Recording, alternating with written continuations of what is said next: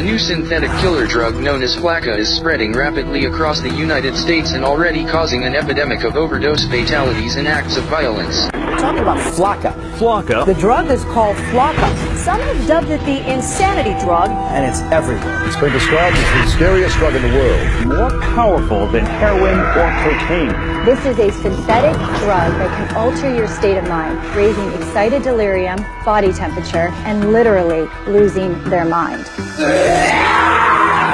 They're all experiencing like superhuman kind of strengths.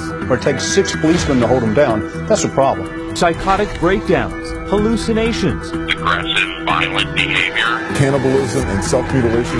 indiscriminate violence when flakka takes over. We are living in the context of the end of the age. We are a nation under judgment.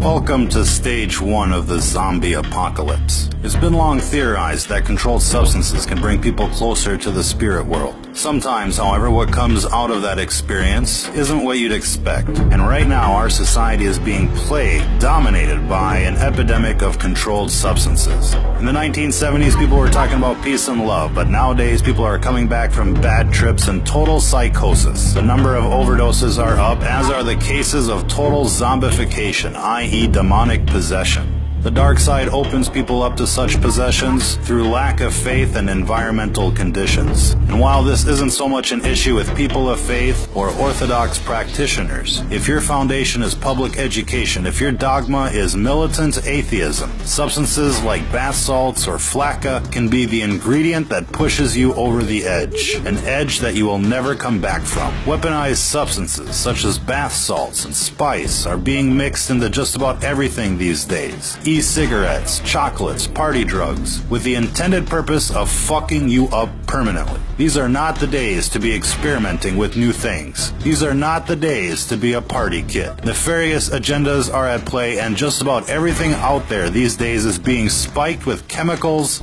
to do you in. This recent craze of legal highs, for example, has become epidemic in proportion. Coupled with the outbreak of pharmaceutical abuse, heroin abuse, meth abuse, this all has the potential to doom an entire generation like never before. Our message is clear. Don't be a guinea pig. Whatever is out there circulating on the streets these days is experimental in nature. Cities are receiving experimental batches so that the effects can be recorded and analyzed. Now, we'd like to think that most of you out there have the common sense to avoid these types of substances. But if not, let this be a fair warning to you. If what you're into is not 100% natural, if your surroundings and mental state is not 100% positive, whatever you're thinking about is not worth the experimentation. Even alcohol has the potential of channeling in evil spirits. If you go to a liquor store, in British English societies, hard liquor is called spirits, and it's called spirits for a very good reason. Again, these are gateway substances, and when they're added to the atheist psyche, anything is possible. If you've ever seen somebody turn bright red while drinking, you're basically watching demonic forces take over. Most times, the affected individuals are unaware, and while most of us dismiss their drunken behavior as simply being drunken behavior, there is something else going on. The dark side is constantly trying to induce what's called mutation by design. It's the main reason why everything you buy is laced with chemical or unnatural substances. They call the food GMOs, with the intended purpose of changing the composition of people from a natural state to an unnatural state, from a natural vibration to an unnatural vibration. And while this gets into the metaphysics of the world at large, what you're seeing here isn't natural,